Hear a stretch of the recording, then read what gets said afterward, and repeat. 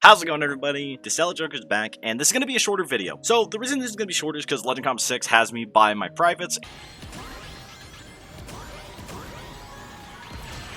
Hello! And I'm going to be stuck playing this quite a lot because I'm trying to hit top 24. It is a pretty psychotic grind, to say the least, and I don't know if I can make it. I'm going to be trying, though. But anyways, that's off topic. This video is specifically for the people that have been asking me in my comment section. I'm not going to name names, but there's definitely been a few people, and I had a few people on my Twitch chat actually ask me, hey, why don't I pair Hyper Ring Engine with Ring Evolution? Or hey, why don't I just go something other than 130 limit? Why can't I go Route Planner Bounty? These are actually some really good questions, especially for people that don't fully know all the mechanics of the game, because the game has a few mechanics that you want to keep in mind when you're able to take advantage of them fully, because it matters quite a lot. Now, don't worry, if you don't know the answer to these questions, it is perfectly fine. The game doesn't really explain these too well, so that's why I'm here to help you guys out. Without further ado, though, let's get right into this. Let me just break down what Ring Engine and Hyper Ring Engine are. So, Ring Engine is a one-slot gadget. When you have rings in your inventory, you get plus 3 flat speed and you get plus 12 to all your stats. Now, flat speed and plus 12 to your stats are two different things. Flat speed is what actually is immediately applied to your speedometer. So, when it comes to Sonic speed, everyone drives at about 180 to 181 at the bare minimum at 0 speed stat. This, when paired with flat speed, means that at the bare minimum, if you have 0 speed stat with Ring Engine, you will be going 183 to 184 before the speed stats are actually applied. Since speed as a stat is for every 1 point of speed stat, you get plus 0.05 speed.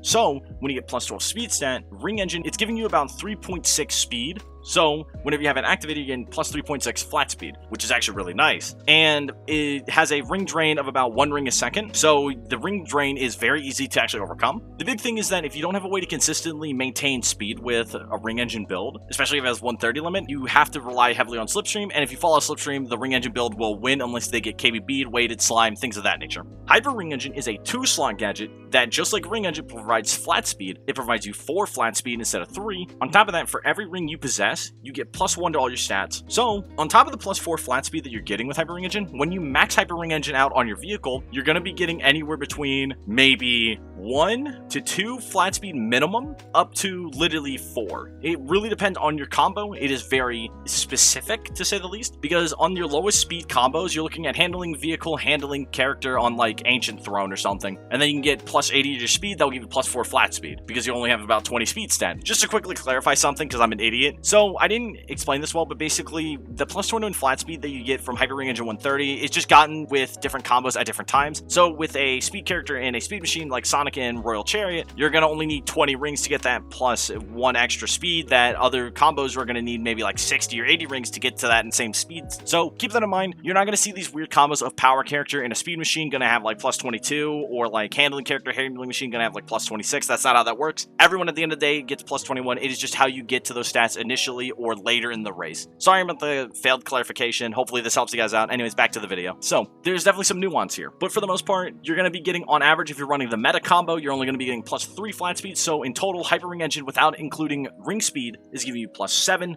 flat speed on top of plus 100 to all your other stats, such as power, acceleration, handling, and boost. Now, boost does not cap at 100, caps at 88, just a little fun fact. And not only that, all your stats cap at 100, and again, outside of boost, it caps at 88. So you cannot go over the cap limit. So there's nothing that allows you to go to like 200 speed or 200 boost, anything like that. So if you think that that was actually a thing, I promise you that is not how that works. It is a misconception. So keep that in mind. That's why Ring Evolution and the other evolution gadgets as a whole are actually really bad when paired with Hyper Ring Engine. So unlike Ring Engine and Hyper Ring Engine when paired together to make double Ring Engine, you're getting plus 7 flat speed and then plus a couple more because of how the game is coded on top of all the stats. Since Ring Engine is giving you plus 12 immediately, and then Hyper Ring Engine gives you plus however many more for your rings, you're only losing about plus 12 from the Ring Engine, and then the rest doesn't really matter too much. And on top of that, if you do get hit, you still have that flat plus 12 on top of however many rings. So even if you're at like 1 ring, you're still going to have plus 13 because of Hyper Ring Engine and then the 12 from Ring Engine. So it actually helps quite a lot to give a little bit of stat padding to help you out to get back up to speed very quickly. Now, the evolutions give you permanent stats, whereas Hyper Ring Engine only gives you temporary stats. So there is a little bit of nuance there. But even with that, you are sacrificing a very important slot, such as Quick Charge 2, such as 130, and such as Perfect Charge Bounty for maybe like Slipstream Bounty. There's a lot of things you might be sacrificing, which is not very good. So you want to make sure that if you're going to pair any of the Ring Engines with a a evolution, you should do ring engine 1 slot specifically, because the plus 12 flat stat, you're only going to waste a little bit of those stats rather than hyper ring engine where you're completely wasting those stats from the evolutions. So keep that in mind. If you want to make a build with a ring engine, do 1 slot ring engine and then do an evolution of your choice, 130 limit, quick charge 2, and like perfect charge bounty, or some way to maintain your rings in general, so that way you don't have to fall under 100 rings. And this is going to segue into the importance of 100 rings. So as I'm going to talk about hyper ring engine 130,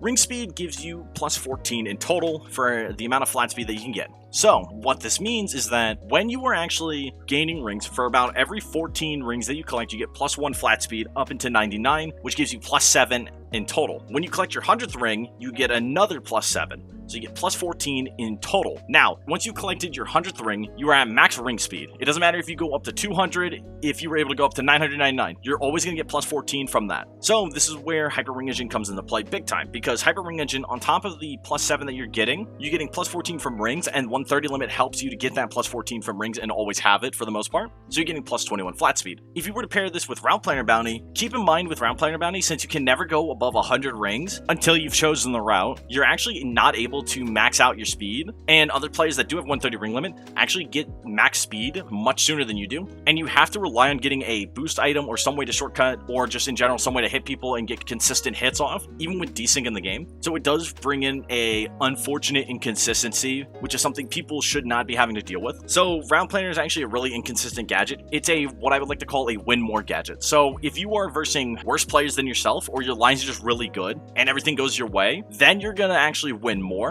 So instead of just being in a good position in general, you're now going to be in an even better position, because you're going to have 200 ring limit, so you can take 2 hits before you actually go under 100 rings, and you get 100 rings from choosing the route on top of that. So again, since it's a win more gadget, it's going to be better in lower levels of play against people that are worse than you. And then on top of that, if you're already in a position that you would have chosen the route, it's just going to allow you to get more value off of choosing the route. But because of that, if you're against a lot of really good players, so like let's take for example the lobbies that you're probably going to run into in Legend Comp, you're going to probably run into players like Exponzo, Sneaky, Buzzo, Mute, a lot of these really good players at the game. And if you're going to play Route Planner Bounty, nothing for them has to go good. They have to legitimately all fumble, and you're relying on 4 really good players or even more fumbling the bag and just not knowing how to play the game, which is not going to happen, especially with players that have been playing for a long time or really good world match players, things of that nature. So there's a reason why Route Planner, unfortunately, is very inconsistent. You can't really use Route Planner unless you're in a lobby that you can actually win consistently in, or choose the route consistently in, which again,